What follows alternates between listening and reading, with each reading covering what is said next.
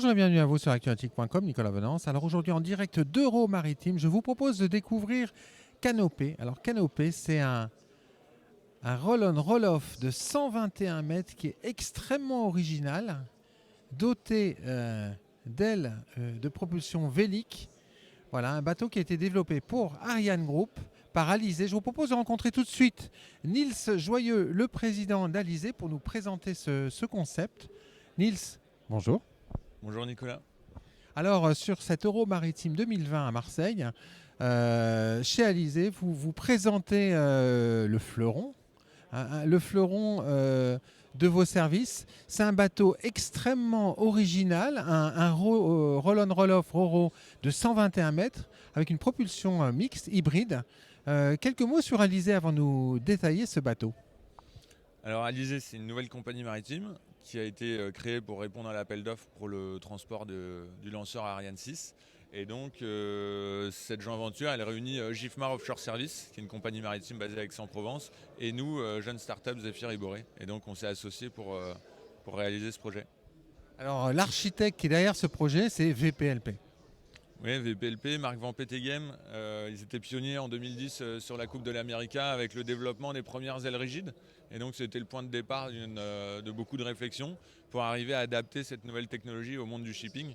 Donc ça fait maintenant 5 ans que VPLP travaille sur la question, que nous on a travaillé aussi avec eux pour développer une compagnie maritime qui s'appuie sur cette technologie pour utiliser le vent de la meilleure manière possible avec un système qui soit plus efficient que des voiles classiques, mais aussi plus robuste, plus automatisé et plus économiquement viable.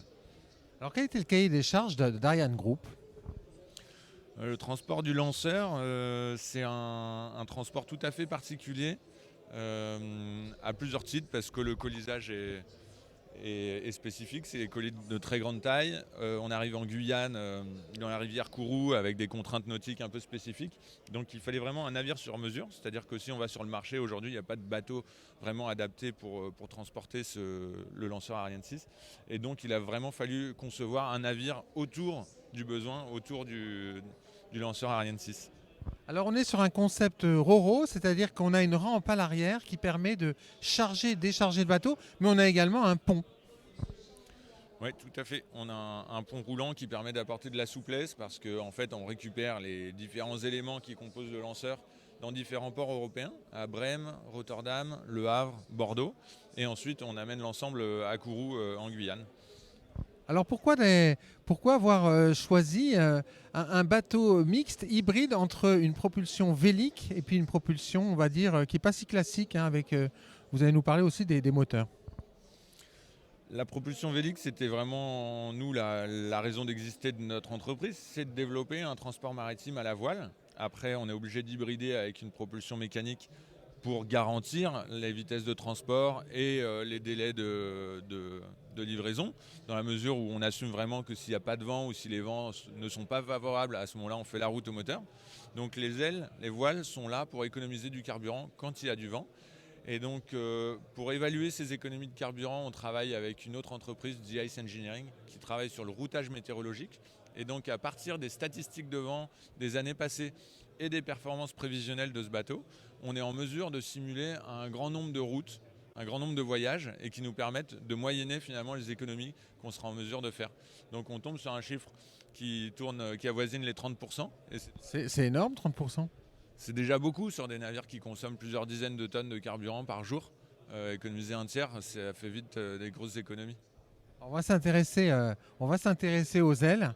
Alors, ce sont des ailes qui sont originales parce qu'on peut les affaler, on peut les ariser, et puis elles ont un angle qui n'est pas énorme par rapport au vent. Oui, c'est la particularité des ailes, c'est qu'elles génèrent de la portance avec une incidence très faible par rapport au vent. Nous, c'est pour ça qu'on a opté pour la technologie développée par VPLP. C'est parce qu'en fait, comme je vous le disais, on s'inscrit dans le cadre d'une propulsion mixte, c'est-à-dire que la vitesse du navire doit être garantie. On a toujours un vent-vitesse lié à la vitesse qu'on est obligé de garantir, hein. On a toujours un vent-vitesse relativement important, de 15 nœuds. Et ensuite, quel que soit le vent vrai qu'on obtient durant la traversée, la résultante du vent-vitesse et du vent vrai, le vent apparent perçu par les ailes, il sera toujours plutôt sur l'avant du navire. Ce que je veux dire plus simplement, c'est que le bateau sera toujours au près Et donc il fallait un système Vélic qui fonctionne très bien au près. Et c'est le cas pour les ailes rigides. Alors la vitesse de croisière du bateau, c'est quasiment sa vitesse de pointe. Oui, en fait, ça dépendra un peu de la demande du client, d'Ariane Group. Ça dépendra du programme de vol, du nombre de vols qu'il y aura dans l'année. Donc ça tournera environ entre 13 et 15 nœuds la vitesse d'exploitation. Alors autre originalité, donc on est sur un bateau mixte, Vélic et moteur. Et alors question moteur, là vous n'êtes pas allé, vous faites pas dans la dentelle. Question moteur, il y a pas mal de contraintes. On avait envie d'être le plus parfait possible dans l'éco-responsabilité, on va dire, dans l'écologie, on va dire, du système propulsif. On voulait être full LNG au départ. C'est pas possible parce qu'on n'est pas en mesure de souter suffisamment de gaz naturel pour faire l'ensemble de la tournée. Donc il faut quand même du gasoil. Et donc on a opté pour des moteurs dual fuel et des capacités de stockage pour du LNG et des capacités de stockage pour du gasoil. Donc on va avoir 4 moteurs, 2 lignes d'arbre. C'est ça. Alors là, vous me poussez un peu dans les détails techniques du bateau. Les 2 lignes d'arbres, c'était obligatoire parce que je vous parlais des contraintes nautiques. On arrive dans une rivière à Kourou, il faut être particulièrement manœuvrant. Donc les 2 lignes d'arbres, c'est justement pour avoir cette manœuvrabilité. Et ensuite, les 4 moteurs, c'est parce que en fonction de l'énergie apportée par les voiles, c'est-à-dire en fonction du vent qu'on rencontrera, on aura une demande de puissance mécanique très variable. Et donc il fallait pouvoir épouser ces variations de cran moteur et de demande de puissance, quoi, en complément des ailes. On en est où dans le projet? Il y a un appel d'offres en cours, je crois, pour choisir le chantier. Ouais, tout à fait. Là, on est en plein appel d'offres.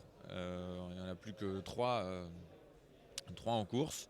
Et donc, on devrait annoncer le choix du chantier avec GIFMAR d'ici 1 mois et demi, 2 mois.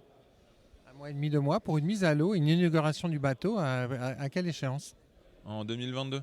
Donc, on devrait pouvoir poser la quille, mais démarrer le chantier fin de cette année, en octobre, autour d'octobre, et lancer le navire en 2022. Merci beaucoup, Nils.